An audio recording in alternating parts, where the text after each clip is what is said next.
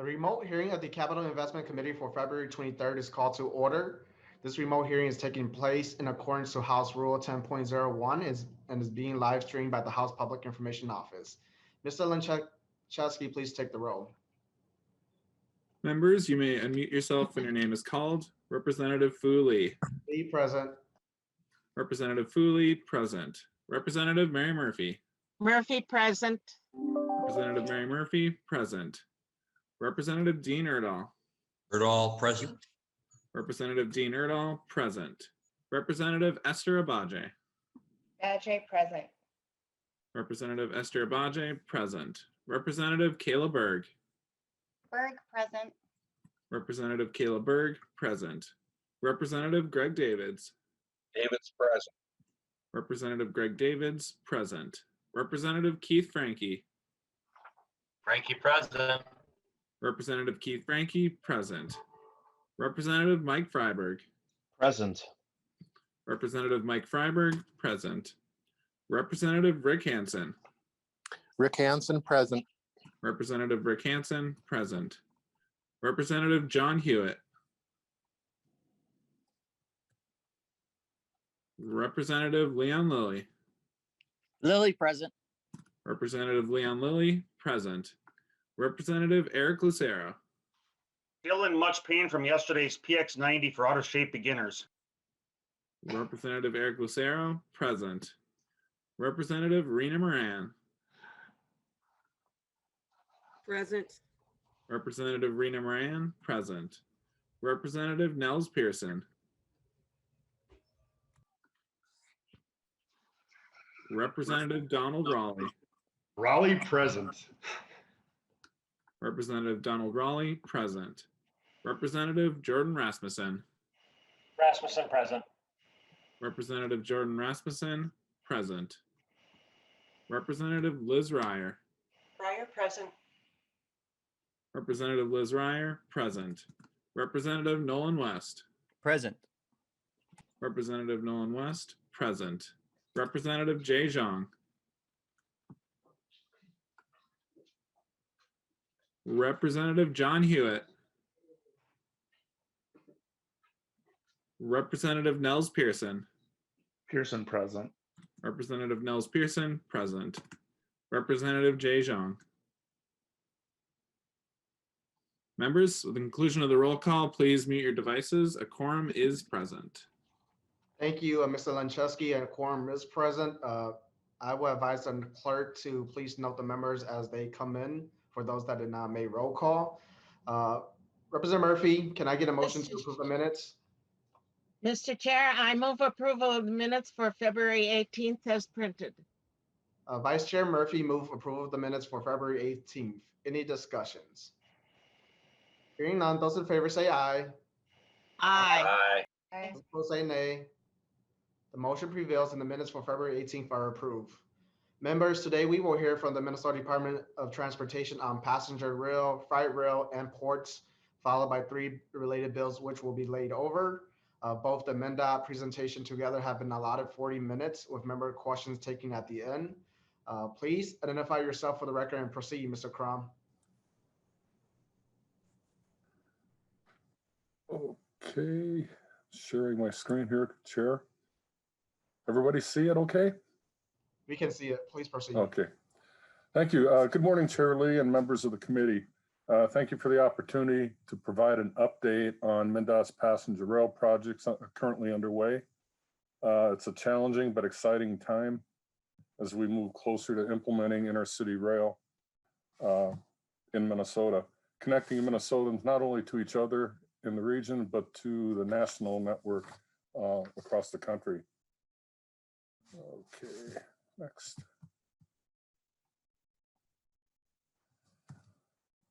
Passenger rail has been in development in Minnesota since 2009, and the proposed corridors are identified in the state freight and passenger rail plan. 2 projects are well in the advanced planning, or some of the planning is complete for the Northern Lights Express NLX, connecting Minneapolis to Duluth, and the Twin Cities, Milwaukee, Chicago, the second daily frequency of that service between Minnesota and Chicago. Both projects are red lines on this map. You see the Twin City, Milwaukee, Chicago was up the lake across Toma, Wisconsin Dells, Columbus to La Crosse, and then Winona, Red Wing, and St. Paul. The dark blue lines on the map are emerging corridors. If funding were available, we'd be working on developing those corridors, the lines south to Faribault, Albert Lee, and eventually on to Des Moines and farther south, the line to Mankato, and then the line extension from St. Paul up to Fargo, Moorhead. These projects will be in development when funding is identified and there's local support expressed for those corridors. Right now, we have extremely limited resources, and we're staying focused on the two projects that I'm going to be talking about today. The first project I want to talk about is NLX. And this project has been underway, started or reestablishing rail service between the Twin Ports and the Twin Cities. The work began before a passenger rail office was created in 2009 by local folks in Northern Lights Express, the St. Louis and Lake County Regional Railroad Authority, and did a lot of the heavy lifting early on. The service is envisioned to provide 4 round trips a day, top travel speed of 90 miles an hour, average speed closer to 60, 65 miles an hour, with 2.5 hour travel time downtown to downtown. The service would connect Minneapolis and Duluth, and with stations envisioned in Coon Rapids, Cambridge, Hinckley, and Superior. The first year annual ridership's estimated to be 700,000 people. It's a lot of cars taking off 35W, and we'll use 150 miles of existing Burlington Northern track. Proposed capital improvements include improving safety at the crossings along the corridor. Folks have been used to freight trains running 25, 30, 35 miles an hour along that corridor. There'll be passenger trains moving at higher speeds than that, and folks that cross those crossings every day may not be as familiar with or expecting a train coming the other direction at a higher speed.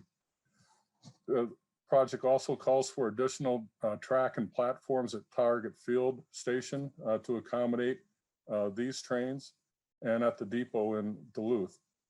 We're looking at upgrading track along the entire corridor, increase sidings to allow passenger trains to move around freight trains and allow the freight trains to continue their normal schedules.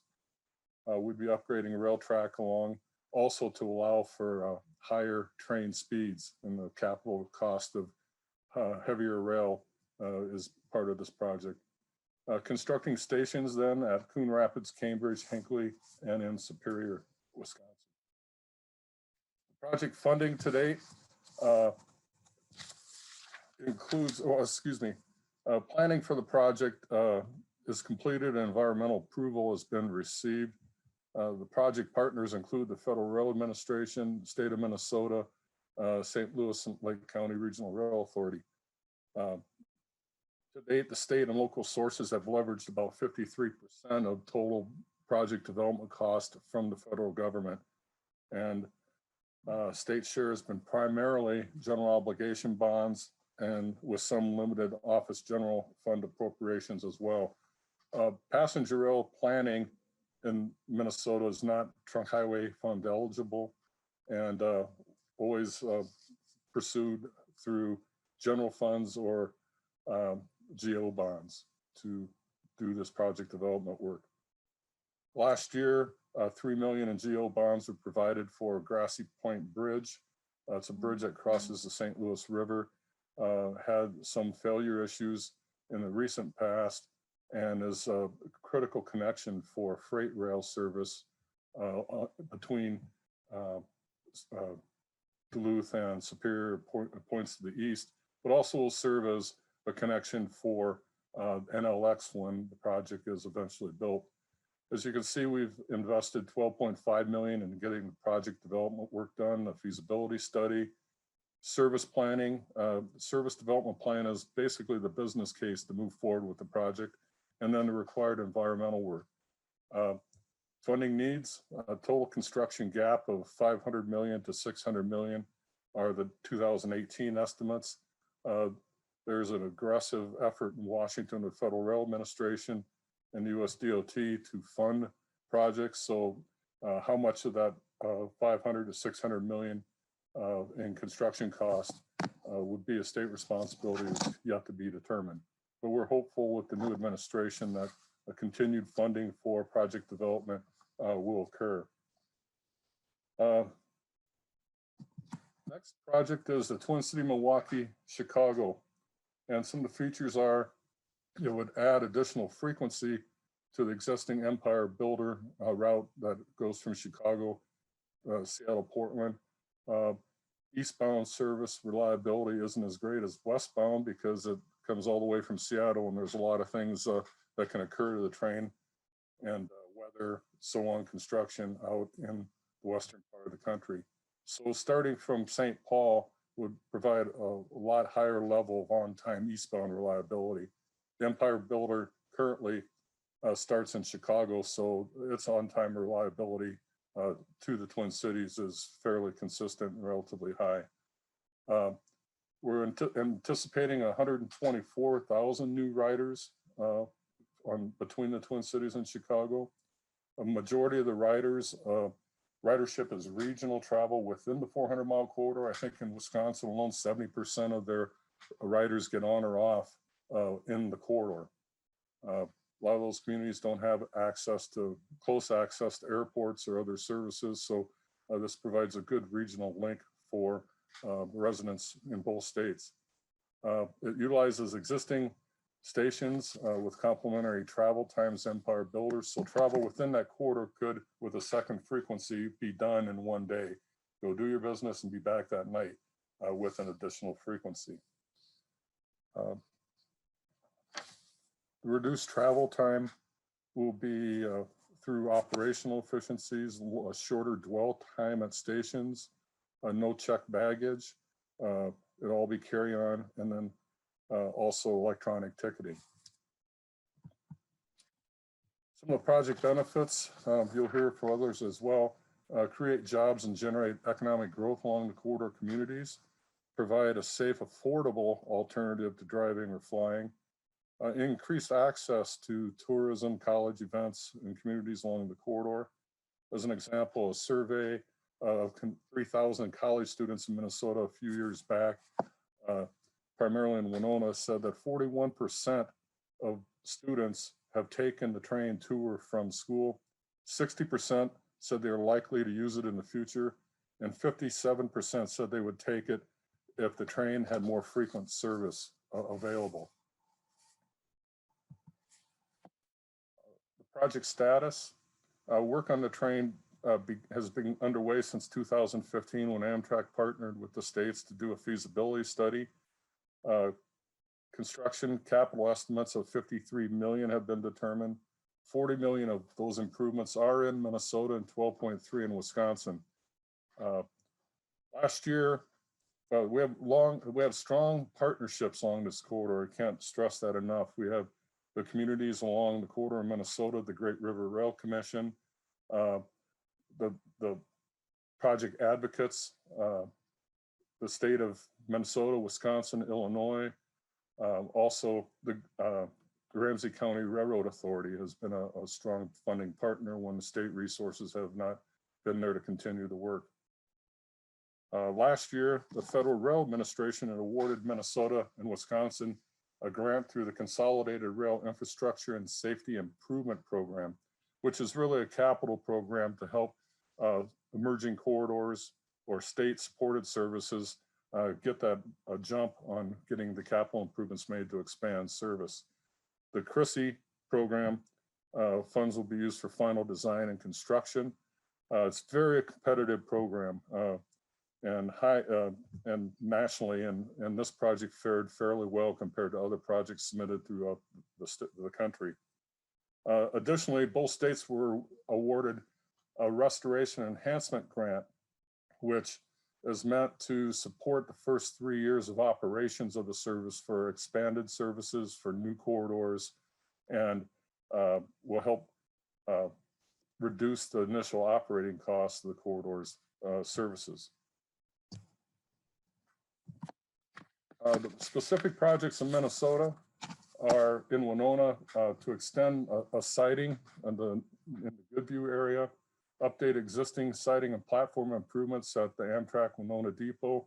I believe 2 years ago, this committee went to Winona and had meetings at the depot and saw what sort of situation you have there where folks board or alight the train on the mainline railroad. And there's ADA issues as well there. Mississippi River Bridge and River Junction, it's a choke point or bottleneck for the existing freight service and the current Empire builder. And you see it'll basically upgrade the switches and convert a yard track into a second main. And then the third piece of projects in Minnesota is a $540,000 to do design work for a light maintenance facility at the former Amtrak depot in Midway. These improvements will increase access for shippers along the corridor and improve safety at crossings, reduce block crossings, and increase the capacity for rail service for the CP rail. Project partners have provided almost 1.2 million of the project development cost, with the CRISI grant for an additional 53 million.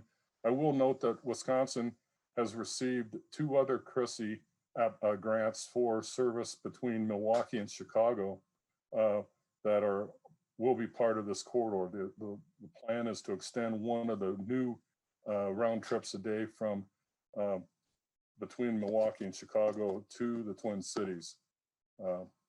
So those improvements are also part of moving this project forward. We have a strong project partner in developing these projects in Wisconsin and Illinois.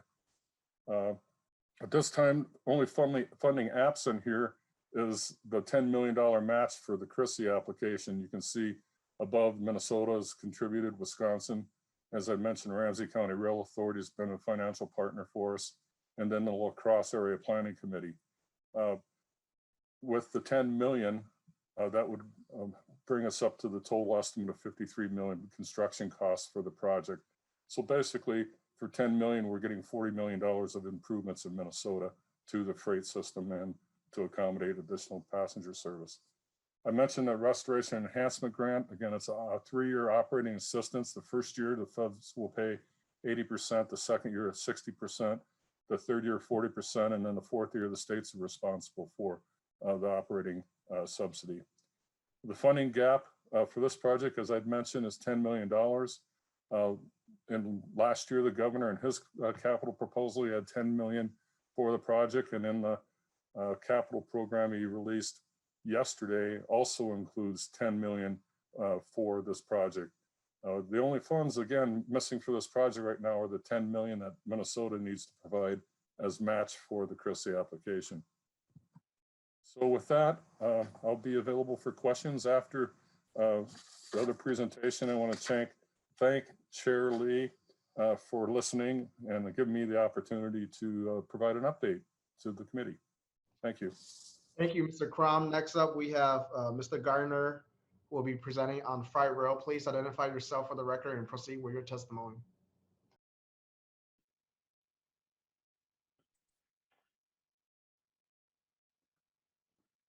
Yes, good morning, Mr. Chair, members of the committee. My name is Bill Gardner. I'm Director of the Office of Freight and Commercial Vehicle Operations at the Minnesota Department of Transportation. Excuse me, I'd like to provide a brief overview of the freight rail system as well as the ports and waterways system in Minnesota, both of which are really critical components of the overall multimodal freight transportation system. For certain types of industries and businesses, either rail and or water are many times the only economically viable transportation options for them for moving their goods and products. I'd also like to talk a little bit about several of the programs that we administer at MnDOT in support of these systems.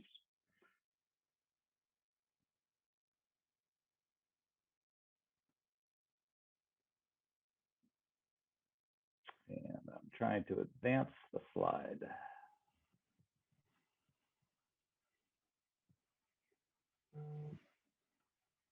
There we go. The freight rail system in Minnesota is quite extensive, as you can see here. Some 20 different privately owned railroads operate in the state, providing varying levels of service to communities and businesses. On some of the more lightly used lines, you might only see 1 or 2 trains per day. On some of the heaviest lines, you might see as many as 75 trains per day. We're served by 4 very large, what's called Class 1 railroads that also operate in a number of other states and in some cases Canada and Mexico as well. These large railroads carry the majority of the freight in the state, both inbound and outbound, as well as some through traffic. But we're also very well served by numerous small regional and short line railroads that operate primarily just within Minnesota. In many cases, the short lines interchange their freight with the larger railroads for access to more distant markets for Minnesota products. Railroads serve the needs of shippers, the Minnesota businesses that might be receiving or sending raw materials, as well as finished products. Overall, railroads carry 25% of all the freight tonnage that moves in the state, including the kinds of bulk commodities that you can see here. The larger railroads also transport containers, many coming from overseas through the coastal ports to bring us consumer goods to Minnesota. Container service is also important to us for the export of certain agricultural products like identity preserved grains headed for Asia, as well as the export of products manufactured here in Minnesota. We have 2 large truck to rail intermodal container yards, one in Northeast Minneapolis, one in the St. Paul Midway area. But in the last few years, we've also seen the construction of several smaller intermodal yards as well, including one in Duluth. A number of years ago, the legislature created the Minnesota Rail Service Improvement Program. The purpose of the program is to help preserve and enhance rail service and support economic development. The program's been used extensively by Minnesota short lines over the years to help bring old infrastructure up to modern standards and to expand rail service when opportunities present themselves. The program's open also to rail shippers, those companies that want to ship by rail who might need some specialized loading equipment and facilities. Grants are most typically used for track upgrades, bridge reconstruction, and for rail spurs, either to individual businesses or into industrial parks.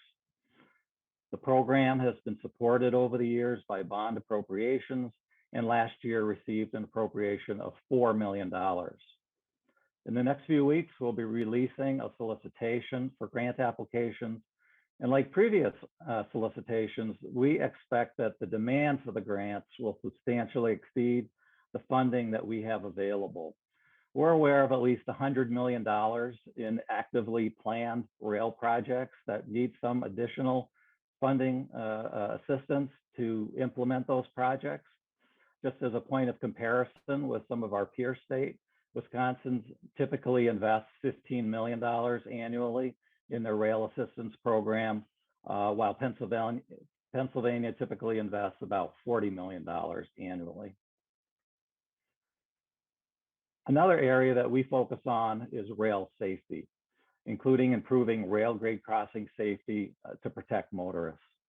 Working with the railroads and local road authorities over the years, we've made a lot of progress in terms of reducing train vehicle collisions or crashes.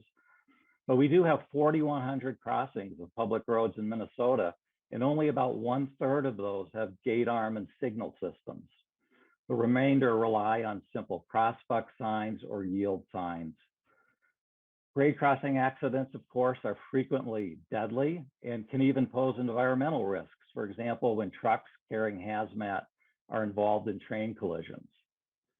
We review the risks at individual crossings and then work with the road authority and the railroad to identify needed improvements.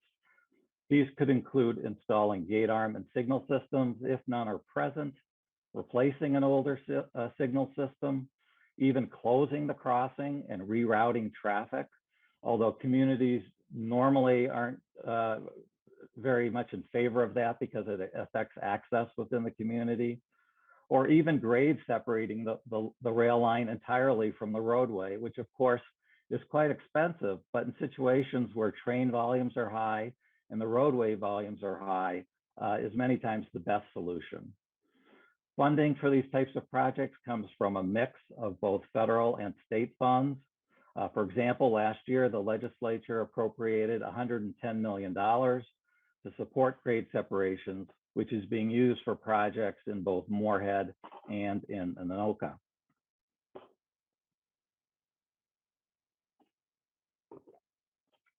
With respect to ports and waterways, Minnesota is fortunate to be located on both the Mississippi River and Great Lakes commercial navigation systems. Freight is moved by barge to and from other cities along the Mississippi River from Minnesota, or all the way down to New Orleans for transfer to ocean-going ships. Similarly, Minnesota has access to overseas markets via the Great Lakes and St. Lawrence Seaway. Minnesota ports are both public and private. Public port authorities include Duluth, which is the largest port on the Great Lakes in terms of the amount of tonnage that moves through the port, as well as St. Paul, Red Wing, Winona, and Wabasha. Savage is an example of a private port where tremendous amounts of grain are moved through. The ports are responsible for their own infrastructure, while the U.S. Corps of Engineers is responsible for channel dredging, harbor dredging, and also maintaining the locks on the river and on the Great Lakes. Here you can see the main products that are shipped to and from Minnesota on the two different systems. Lots of different commodities important for the state's economy. There's also increasing volumes being carried on the waterway system of what's called dimensional freight. For example, products like wind blades and turbines being shipped through the port of Duluth, which is uniquely set up to accommodate that. By the way, our office then permits those loads, super loads as we call them, after they're unloaded from ships and then transported by trucks on state highways for transportation to wind farms in the upper Midwest. Of course, with winter weather in the upper Midwest, the commercial navigation system shuts down for a few months, but industries have been able to adjust to this. The Minnesota Port Development Program was established in 1994 to assist the public ports with their economic development efforts. The program provides 80-20 grants to improve infrastructure, again, much of which is very old or no longer meets current needs. Example projects include improving road and rail access in and out of the ports, upgrading terminal buildings that handle freight, and rebuilding dock walls. Like the Rail Service Improvement Program, the Port Assistance Program helps fill funding gaps and leverages other types of public and private funding. The 2020 legislative appropriation was $14 million for the Port Assistance Program.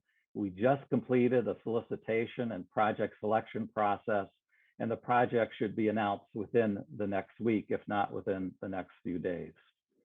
We are aware of at least $75 million in needed public port projects in Minnesota. Again, as a comparison with peer states, in 2020, Wisconsin provided $35 million in grants for their port assistance program. And with that, I'll bring my presentation to a close and be happy to stand for questions at the appropriate time. Thank you. Thank you, Mr. Gardner. And I would like for you to please share the project list once you have it approved within the next week or so. So right now, we'll move on to member questions, right? Representative Erdahl. Thank you, Mr. Chair. And I think this would go to Mr. Crom.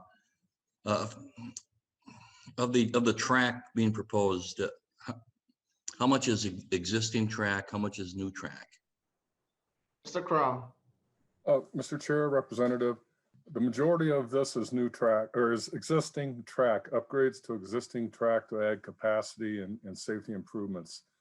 There's a siding or two in the NLX project or an extension of a siding, but there is no new construction envisioned outside the current railroad alignments. Representative Erdahl.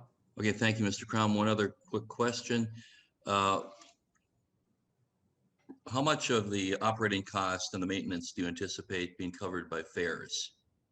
Mr. Crum. Mr. Chair, Representative, we're looking at approximately 65%, I believe, on the TCMC, the Chicago train, and a similar amount for the NLX service. Again, it's the benefit cost on the project for NLX is well over 1% or 1, which means for every dollar we invest, we're getting a positive return on that. So.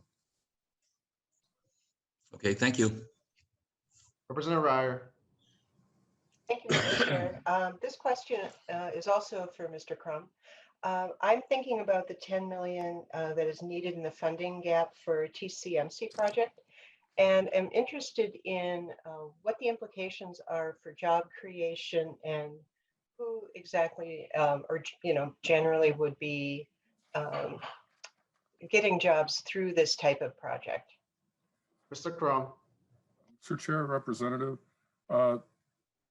case studies from other areas in the country have showed a significant amount of job creation. As an example, for the NLX project, it's estimated 3,000 jobs and $360 million in wages during construction. Construction track improvements will create jobs on both corridors. That's our estimate now. We're working on with DEED on economic impact analysis study that should be done shortly. So we'll have a better sense of what that impact is on jobs. Representative Ryer. Thank you. I do have a question for Mr. Crum. You too. In your presentation, you talk about the restoration and enhancement grant from the federal government. I just wanted to see, is there a deadline for us if we don't get the 10 million that we're set to lose that $12.6 million from the Fed, or is that there for the state of Minnesota? Mr. Chair, the restoration enhancement grant, there is no sunset date or time frame. However, idle money is available money in the terms of other projects that may be pursuing this grant program. As a matter of fact, state of Mississippi was not able to restore their service and turn back money, which ended up being part of our 12 million that we received. In terms of the construction grant, these things take time to get all the contracts in place between the federal governments, between the states and the railroads. And we want to make sure we're making a commitment to move that project forward as quickly as possible too. When the funding is provided, it'll take approximately 3 years before service can commence. And again, there's a lot of agreements and a lot of lawyering to be done to make that happen. Thank you, Mr. Crum. And seeing no further member questions, I want to say thank you both for coming by to present on MnDOT's program. Up next is House File 1109. Vice Chair Murphy, do you move House File 1109 to get it before the committee with a recommendation that it is laid over for possible inclusion in the omnibus bonding bill? Mr. Chair, I move House File 1109 to come before the committee with a recommendation that it be held over for possible inclusion in the omnibus bill. Thank you, Representative Murphy. With that motion, you can begin with your presentation. House File 1109 is the high-speed, well, not real high speed, but a speedy passenger rail service from Minneapolis to Duluth, as has already been stated in the map, showed where existing track already exists for the Northern Lights Express. Ken Bueller is here today as the technical advisory chair of the Northern Lights Express, and Derek James is a senior manager for Amtrak that can tell a lot more about the train than I can. But I want to tell you that last year when we had our bonding tours across the state, in every town that we toured where there was good railroad service of some kind, or even just freight service. Students at the local universities and colleges mentioned that they would use passenger rail a lot more than they are now if we had more passenger rail services. Community mayors and city councilors told the bonding committee that passenger rail service was not of the past. It is bringing people into the future because people want to do other things than look out the window while they're traveling if they are making repeated trips from one place to another. They would rather be doing their homework or doing reading or something that they could do on a passenger train instead of watching for traffic like they have to now if they are using Highway 35 or 94 or one of the other great highways that lead in and out of Minnesota. We heard people stressing the importance of having alternative travel arrangements for one-day trips, for two-day trips, for connecting with east and west coasts and north and south boundaries. And so it's important that we discuss and we try to meet the needs of options in transportation and not just be stuck with what we have. Mr. Bueller and Mr. James, will you make a better presentation of the details?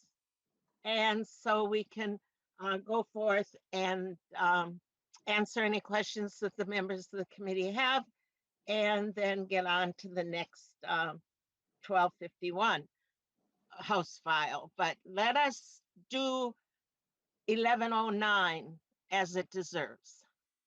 Mr. Bueller, please identify yourself for the record and proceed with your testimony.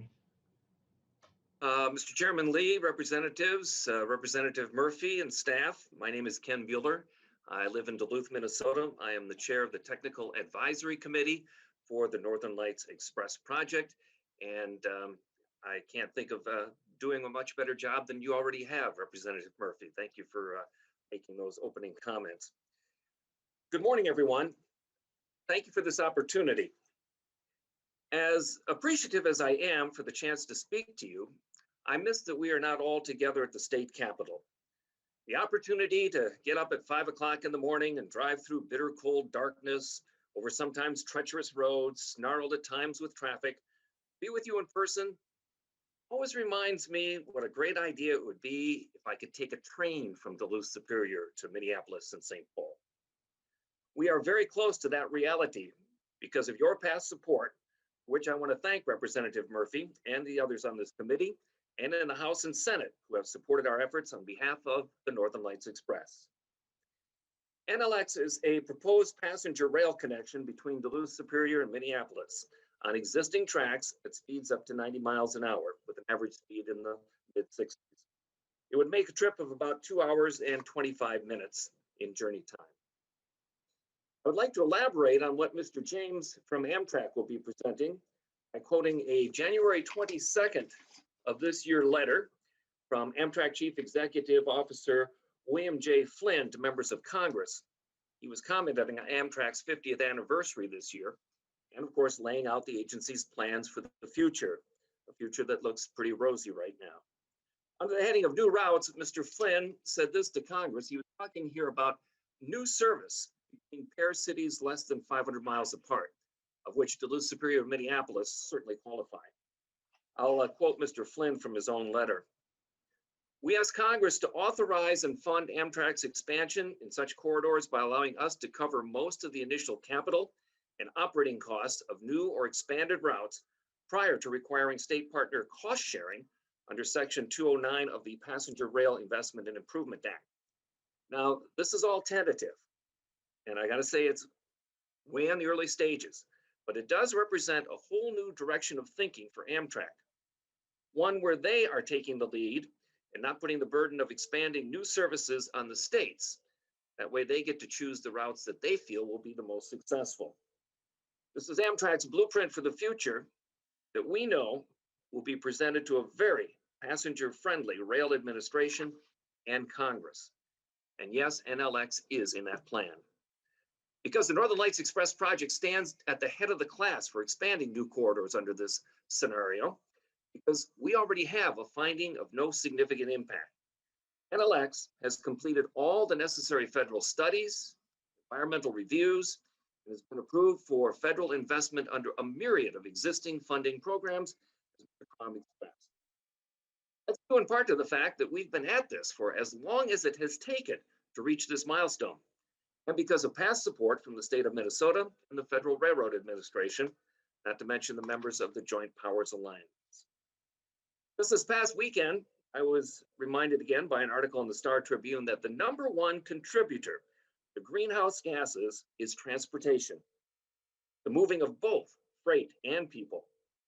Trains have the lowest carbon footprint of any form of transportation for freight or people other than bulk freighters like 1,000-foot ore boats on the Great Lakes or ocean-going cruise ships.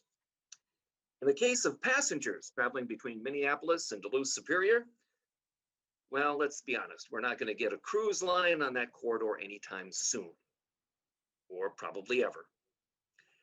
This is a freight rail project because of certain funding that has already been taking place, like the improvements in the last bonding bill for the Grassy Point Draw, which is a choke point here at the head of the lakes. That'll also pay dividends, though, for another train, a train that will change everything, the Northern Lights Express. We urge your approval, and we thank you for your time. Thank you, Mr. Brewer. Next up, we have Derek James. Please identify yourself for the record and proceed. Thank you, Mr. Chairman. My name is Derek James, Director of Government Affairs, Senior Manager of Government Affairs for Amtrak out of our Chicago office. Thank you, Mr. Chairman.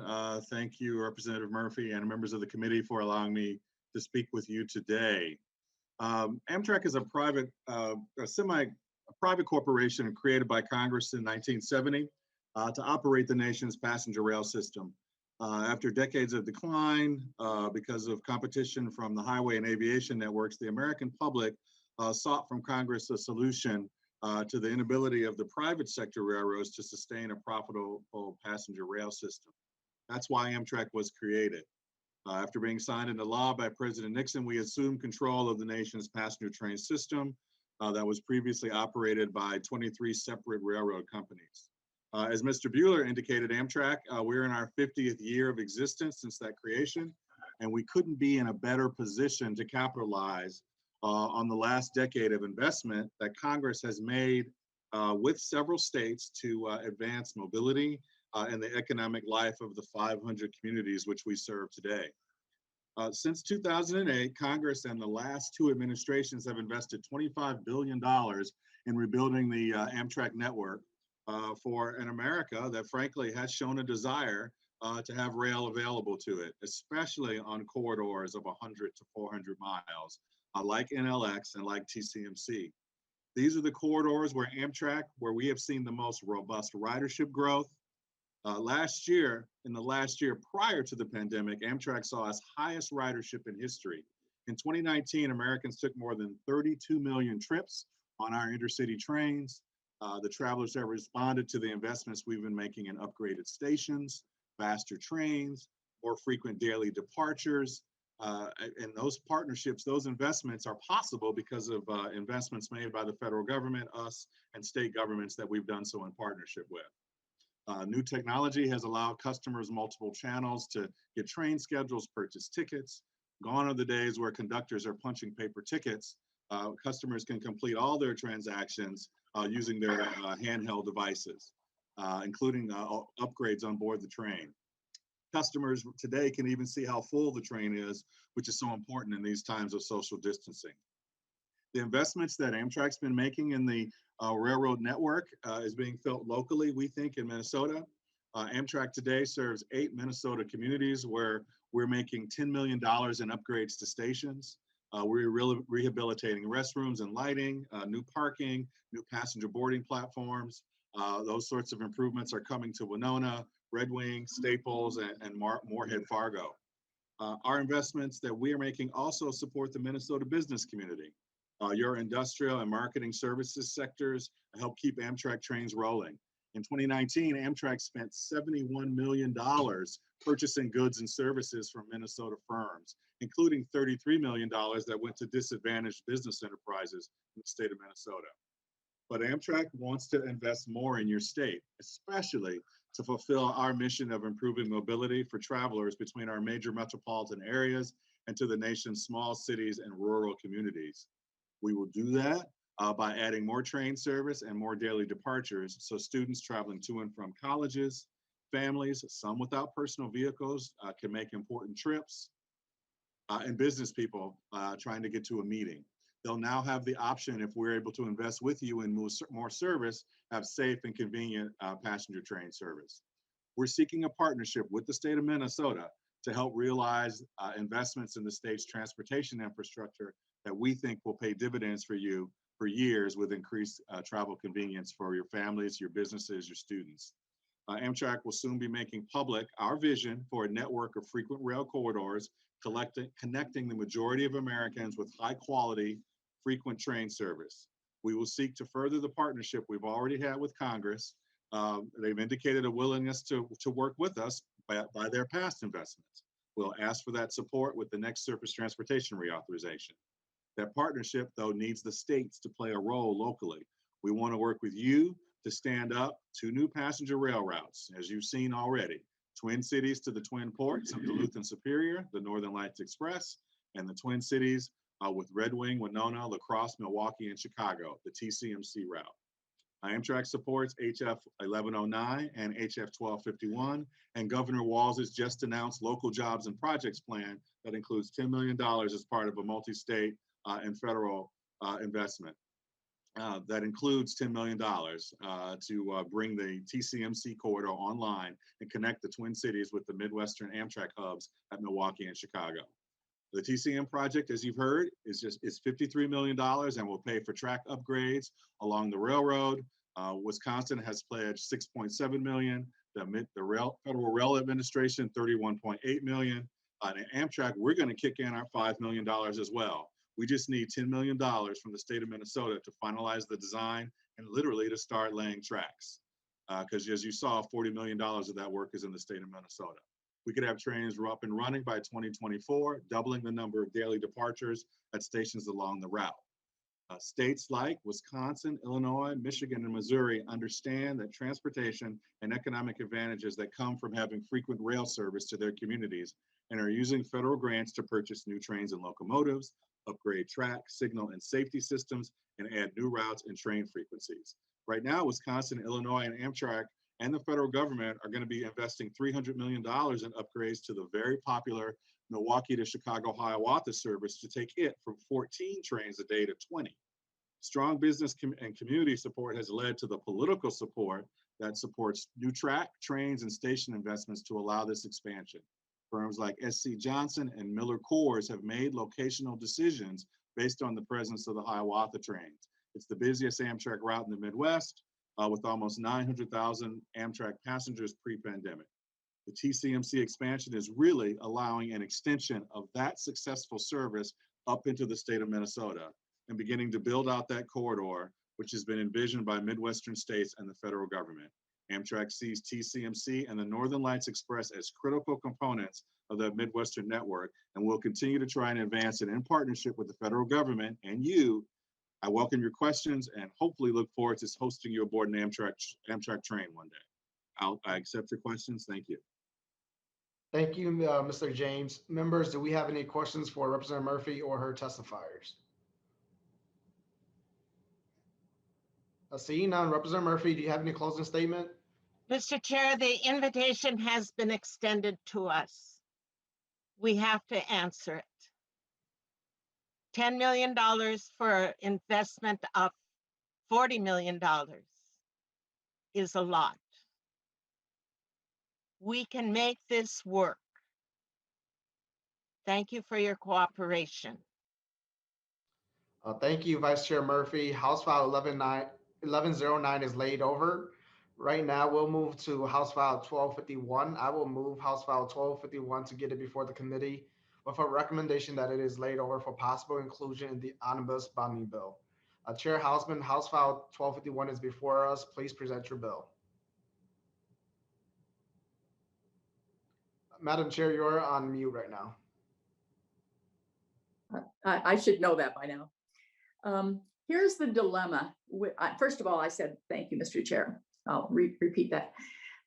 Here's the dilemma with current service. The train leaves the West Coast, and then it runs into weather problems in the Idaho-Montana area, and then it runs into freight problems in the Dakotas, and it arrives in St. Paul very late. And of course, if you're commuting to Chicago, that becomes a problem. So if we had a second train, it would leave from St. Paul at the same time every day. And so suddenly it becomes a more dependable transportation service. The 31.8 million federal match is looming. That is what we have to match with our 10 million Minnesota money. The federal money is in place, Wisconsin money is in place, Amtrak money is in place. We used to think that Wisconsin was the problem, that they weren't putting their money on the table, but that they in fact have their money on the table. I'm currently a commissioner of the Council of State Governments Midwest Passenger Rail Council. They are strong supporters of this second train. At a recent meeting, I mentioned that the reason we were having difficulty with this 10 million match is there was partisan opposition to passenger rail. I can tell you, I looked at everybody's face in this virtual time when we could see them all on the screen, and everybody had this blank look, partisan opposition, because nowhere else in the Midwest is that the case. In Kansas, in Texas, everywhere they are accepting federal money, they are matching it with their local money, moving ahead aggressively with these passenger rail corridors. We're an outlier in the Midwest.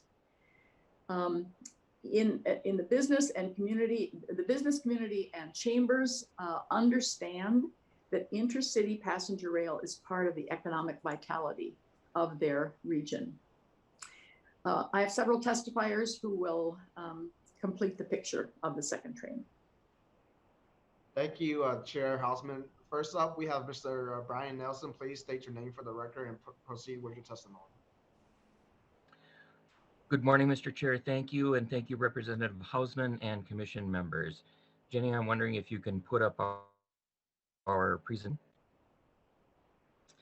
Hello, I'm Brian Nelson with All Aboard Minnesota. We are a nonprofit citizen advocacy group, and our platform is to expand intercity passenger rail throughout the state of Minnesota and connecting us to the upper Midwest. What you're viewing right here is our map of our proposed new routes, and it looks very much like what Dan Crum presented. This largely mirrors the MnDOT state rail plan, of which we are very supportive. Right now, we're really proposing 4 routes as having the greatest propensity for getting a frequency to Fargo-Moorhead, new service from the Twin Cities to Albert Lea, Des Moines, Kansas City that would connect us with Amtrak service to the West Coast, and of course, new service to Duluth, which you've heard about already.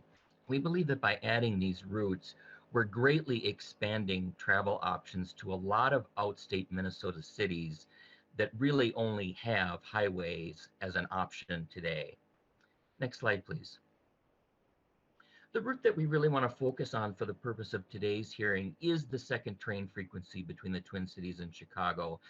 Dan really did a great job of outlining what that service looks like, but it really is going to offer a very competitive service to driving on a 7.5-hour schedule, 4 to 6 hours opposite the Empire Builder.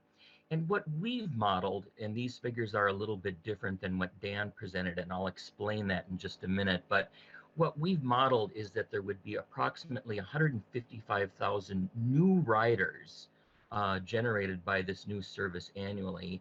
And 60+% of those riders would be taken out of cars. Next slide, please. All Aboard Minnesota has partnered with the Rail Passengers Association, which is a national rail advocacy group.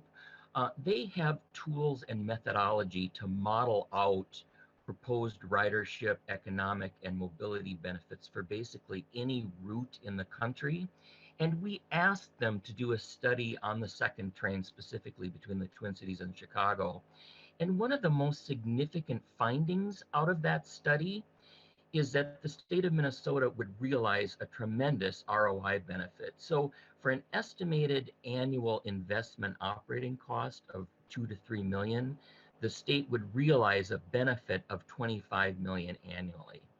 Next slide, please.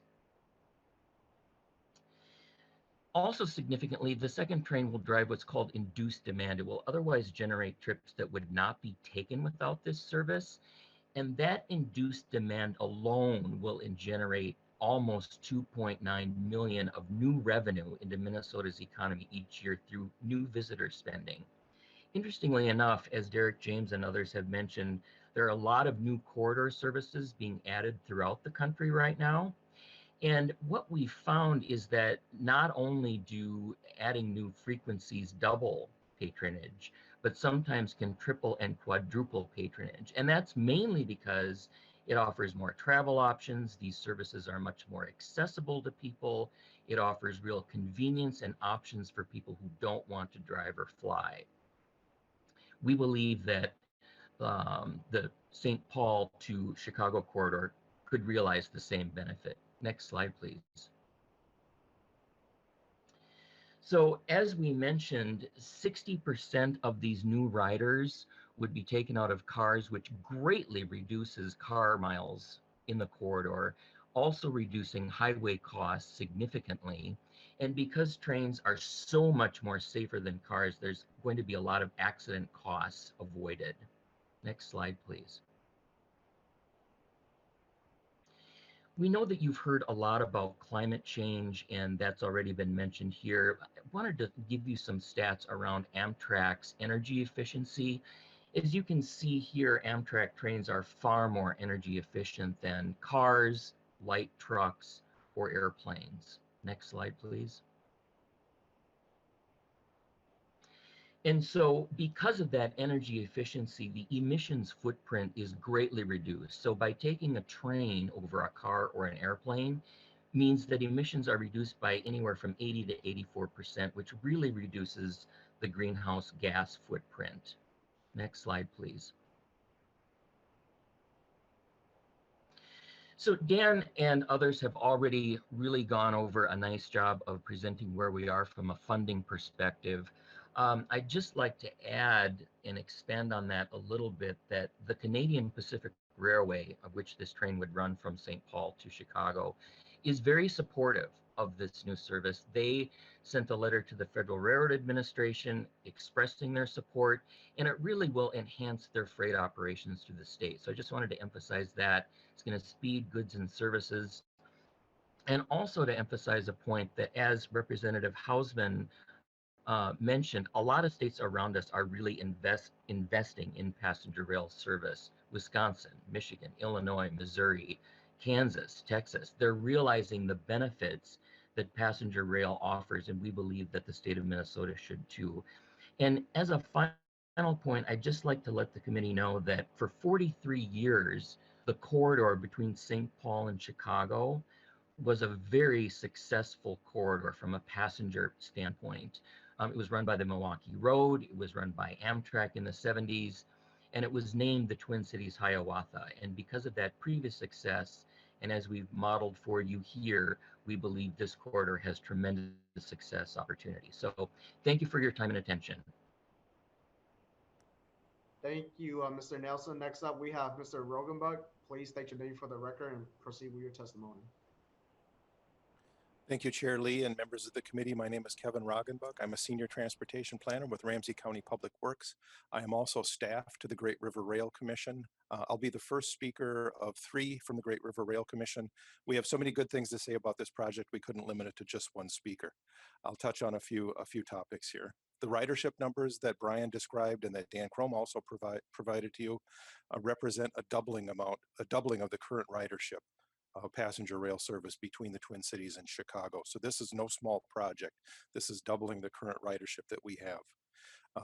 The ridership just in Minnesota alone represents about 1/3 of that increase. So about 39,000 riders would be getting on the train, getting off the train in St. Paul, in Red Wing, and Winona.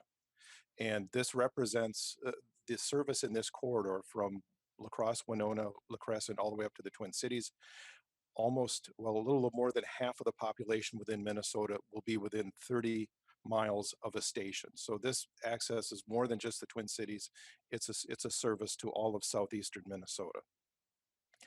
Benjamin Franklin said that a penny saved is a penny earned. Well, this project, the Twin Cities, Milwaukee, Chicago second train, will save freight haulers $34 million annually in saved costs from operating and inventory control. It costs more than $1,200 an hour to move a freight train through this corridor. And each train that moves through this corridor carries products, finished products, raw materials valued at approximately $7 million. And when you can save time hauling these products, hauling these goods, getting them to market, getting them to their destination, these shippers save time and money that they can pass on to their customers and their clients. Some of the improvements in the second train project include improving the swing point, the points on the swing bridge connecting La Crosse to La Crescent. That'll improve speeds in that small segment of the corridor by 5 miles per hour. Other improvements in the La Crescent area will relieve a bottleneck. We'll be adding mainline track, converting siding into mainline track. That can improve speeds in that segment by 10 miles per hour. It's not a lot for you and I in a car to go 5 miles an hour faster for a small segment, but for a train hauling that much value and that much inventory, it's a significant savings. And finally, the safety aspects of this train. The second train provides safety aspects as well. As Brian had just mentioned, it will reduce vehicle miles of travel. And vehicle miles of travel, there are accident rates associated with that. So if we can move enough people out of their cars onto the trains, a safer mode of travel, we can expect to reduce the number of auto crashes along the corridor. The project will also include improvements at 8 different intersections in the city of Winona alone. Some of those improvements will include new warning devices at intersections, and all of those intersections will receive new track panels, so travel over those crossings can be safer and they can be more comfortable. Another important aspect of this project is simply the location of the tracks through the city of Winona. We can clear, as trains move through the city at a slow rate of speed as they must through an urban area, they block traffic, they block intersections. These improvements can help move trains through the city of Winona much faster. They can clear intersections much faster and create a safer environment for travel through the city. And finally, in addition to that, we learned that Winona Health is the major hospital in the city of Winona. Their hospital facility is located on the south side of the tracks. Their ambulance dispatch service is located on the north side of the tracks. When trains are moving through Winona very slowly, blocking intersections, it creates a terrible safety condition for the city of Winona should an ambulance service need to get to the hospital immediately. Finally, worth noting, positive train control has been implemented throughout this corridor by Canadian Pacific Railway, and Amtrak service is able to use those features in terms of positive train control. With that, Mr. Chair and committee members, I'll turn it over to Paul Drodos, the next speaker from the Great River Rail Commission. Thank you, Mr. Roggenbuck. Mr. Drodos, please state your name for the record and proceed. Thank you, Mr. Chair. I'm Paul Drodos, and I'm the Vice Chair of the Great River Rail Commission. Before I got the job as Goodhue County Commissioner, I was the Environmental Officer for the City of Red Wing and a member of CARE, the Red Wing Community Awareness Emergency Response Team. Now, that's a mouthful, but what it means is if there was a rail spill near the Mississippi, then you took the call, you jumped in the boat, you deployed the boom, and you protected the river. The emergency didn't happen on my watch. But the drills were a testament to the fact that railroads care deeply about safety and the environment. Only 5 words, the second train to Chicago, describe an opportunity to create jobs, boost tourism, and lighten the carbon footprint without the inconveniences of either driving or flying. With all the talk about electric vehicles and hybrids nowadays, isn't it amazing that nobody is celebrating the most successful hybrid of all time, and that's the diesel locomotive. Passenger rail is 30% more energy efficient per passenger mile and 20% more efficient than airplanes. We don't have to paint the trains green, they're already green. 41% of the concerned generation college students that are coming of age now are using passenger rail in Winona. The second train is projected to raise that total to 57%. Unlike other transportation, passenger rail gets more efficient the more you use it. And after all, you can always add another car. And that's maybe where some of the discrepancies of the savings or the efficiencies are. But the TCMC second train is expected to save more than 17.3 million vehicle miles of travel beginning in 2024. Amtrak is also improving the inside environment with new cars, including advanced air filtration against viruses, and of course, total internet for business and entertainment. I believe that the future of our environment demands a new train of thought, and that train is the TCMC second train to Chicago. Thank you very much for your attention. Thank you, Mr. Jordos. Next up, we have Commissioner Mata Castillo. Please state your name for the record and proceed. Thank you, Mr. Chair, members of the committee. I'm Trista Matas Castillo, Ramsey County Commissioner. You have heard a lot of data and a lot of numbers over the last several minutes of testifiers, and it's really exciting to hear so many organizations also advocating for the second train. And Representative Hausman has been a long champion of this effort, and we so appreciate her. I want to just touch on the people aspect of this. You know, for us, the train isn't just about the money. The money is obviously really important, and with $4 million of new revenue brought into Minnesota from tourism with an added second train, but it's also about the people and it's about equity. We know that people of color, immigrant, lower income folks, as well as new citizens are more likely to use trains, and we welcome them here in the Twin Cities, definitely, and to Minnesota.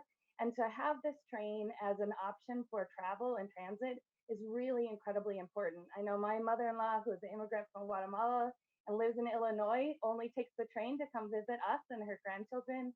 And it really is an opportunity to say, like, this is how people feel comfortable, safe to travel. It's also much more user-friendly for people who might have physical disabilities to get on and off and be able to move around on the train. And so we so appreciate that. I also want to add that the Prairie Island Indian community and their tribal council are very excited about the potential expansion of a second train. Because of their work down at Prairie Island, they have over 1 million visitors a year, and they think a train is going to expand that even further to help reboost their economy after COVID and the shutdowns. And so we really do have an opportunity here to invest in people by investing in this train. And we're grateful to Governor Walz for including it in his bonding bill. We're grateful for you hearing this bill today with the possible inclusion. And we just want to thank everyone for investing in not only the train for our environment, but also for the people who use it. So thank you, Mr. Chair. Thank you, Commissioner. Members, do we have any questions for Representative Hausman or her testifiers? Seeing none, thank you both Commissioner Jordos and Mata Castillo for coming by. Chair Hausman, any closing statement? Mr. Chair, I thank the committee for your time and your consideration. Thank you, Representative Hausman. So House File 1251 is laid over. Now we'll move to House File 1005. I will move House File 1005 to get it before the committee with a recommendation that it is laid over for possible inclusion in the Omnibus Capital Investment Bonding Bill. Chair Pelowski, House File 1005 is before us. Please present your bill. Thank you, Mr. Chair, members of the committee. This is the traditional funding bill for the Winona ports and other ports in Minnesota. You've already had a summary of those ports, so I'm not going to repeat that. I'm going to concentrate a little bit on the Winona port. You can see in back of me the latest in the additions to what comes to Winona by barge. These are the giant wind turbine blades. This was quite an event for Winona. You had people coming from the entire southeastern Minnesota area to take pictures of these giant blades being transported to Winona, offloaded on trucks. For those of you that attended the Winona mini session, you also traveled on the road that the Winona Port is on if you went to the Marine Art Museum exhibit on Thursday, October 4th, for the Winona mini session. So the road that goes to the ports also goes to the Marine Art Museum, which is also a big attraction in Winona. At one time, Winona had more millionaires per capita than any other city in the United States. Those millionaires built their fortunes on lumber that traveled by river, lumber that traveled by rail. You've heard today repeatedly the importance of rail and the importance of river traffic. And now river traffic not only handles goods, it handles things that are essential to the 21st century energy environment that we are in. So, Mr. Chair and members, with that, I'll conclude my comments. I think we have Jeff Stolenwerk, the Duluth Seaway Port Authority. I think he wants to talk a little bit about Duluth.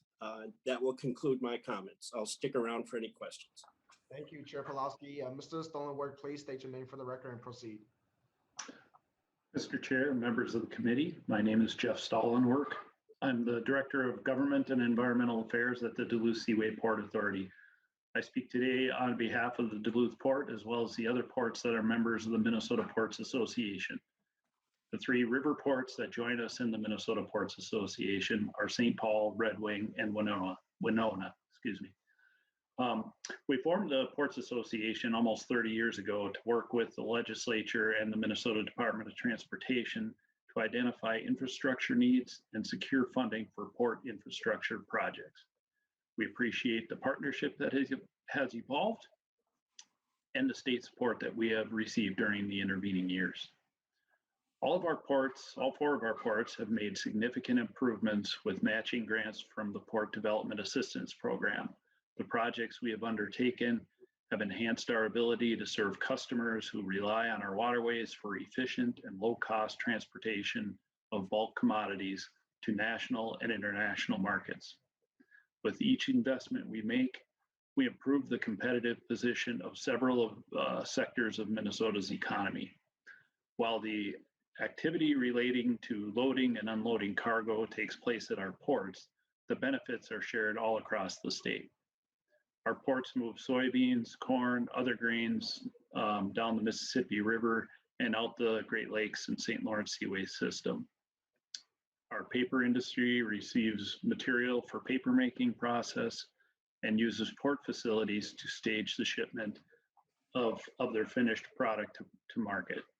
Our mines rely on the port to move taconite to the steel mills on the lower Great Lakes. Moving commodities by water produces less pollution, results in fewer worker injuries, and provides greater fuel efficiency and most significantly lower costs.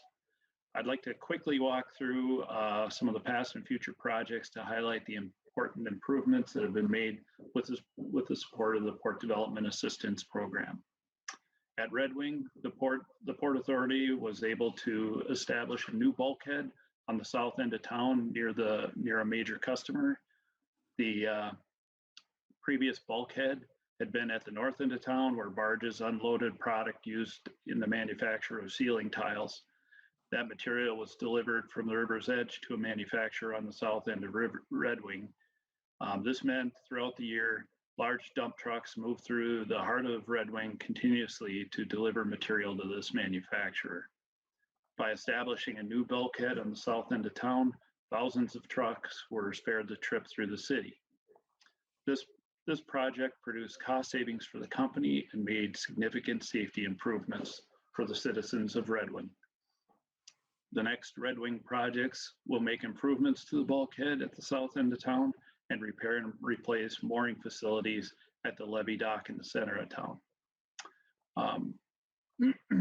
In Winona, the Port Development Assistance Program has been used to expand staging and fleeting areas for barge traffic and rehabilitate and build new docks in the commercial harbor. This has allowed Winona to accommodate more river traffic and handle more products. Winona is currently updating their harbor survey to measure the economic activity or impact of port activity In the last such survey, 70% of the businesses who relied on the port responded with information about employment and wages. At that time, businesses responded, employed more than 80 people, earning an average wage in excess of $42,000. Winona will have updated jobs and wage data as it completes a new survey this year. The next projects pending in Winona calls for expanding and improving docking facilities to enhance access and riverfront capacity. The St. Paul Port Authority has used the port development funds to complete much needed dock wall rehabilitation projects and creation of a new dock wall to allow 2 new river dependent businesses to ship via the Mississippi River. Most recently, the St. Paul Port Authority built a heavy lift transfer pad, and they are about to start construction on extending rail to this facility to create direct barge to rail transload capability at the Southport terminal. St. Paul has another project in permitting to create a new offload area to allow for high demand cement and concrete additives to be shipped via the inland waterways to St. Paul. The Port Authority's current request includes funding to repair or replace loading cells that are in poor condition and at risk of failure, and funding to accommodate passenger river cruise boats to dock and embark on the Mississippi River cruises starting and ending at our state's capital. Finally, in Duluth, our cargoes include heavy lift machinery for mining, oil and gas production, construction, wind energy, pulp and paper, and energy transmission industries. In 2020, our Clear Public Marine Terminal handled a record 525,000 freight tons of wind energy components. The Port Authority has invested $27 million in the Clear Terminal since 2015, and the state has contributed $4.25 million of this total. With these funds, we have fully rehabilitated the former Garfield C&D dock, adding 2 new heavy lift berths and rebuilding nearly 1,800 feet of dock wall, as well as adding on-dock rail and 26 acres of high-quality outdoor laydown area. We have also built a new road through the Clear terminal, correcting traffic flow through the Clear and enabling us to open up our intermodal terminal, the only intermodal terminal outside of the Twin Cities. These types of improvements have enabled us to provide flexible freight solutions to our customers. We operate these assets with the goal of providing supply chain cost savings to our regional industries and to keep them competitive in a global marketplace. In December, we closed on the purchase of a 7.5 acre dock, the Duluth Lakeport dock, located out on Rice's Point next to our Clear terminal. Our future use of this property is still in the planning phases, but our goal is to revitalize the pier and bring it back to life in a way that contributes to our regional economy and further expands our services to customers within the regions and around the globe. The first phase of redevelopment of this dock is repairing the dock walls and demolishing dilapidated, outmoded structures. And the cost of this initial work is going to be about $18 million. Mr. Chair, members of the committee, we are grateful to Representative Pelowski for carrying the Port Development Assistance Bill. We also appreciate your time and attention to this matter as we work in partnership with the state to ensure low-cost shipment of Minnesota commodities to national and international markets. With that, I will stand for questions.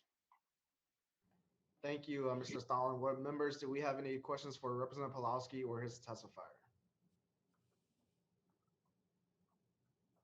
Seeing none, Chair Pelowski, any closing comments? Mr. Chair, thank you very much. And I am hopeful that we will have a bonding bill this session. Thank you, Chair Pelowski. House File 1005 is laid over. Members, our next meeting is Thursday, February 25th. On the agenda is a presentation from the Metropolitan Council on the Bus Rapid Transitway Development, 2 related BRT lines, and the Safe Routes to School bill, which will all be laid over. This meeting is adjourned.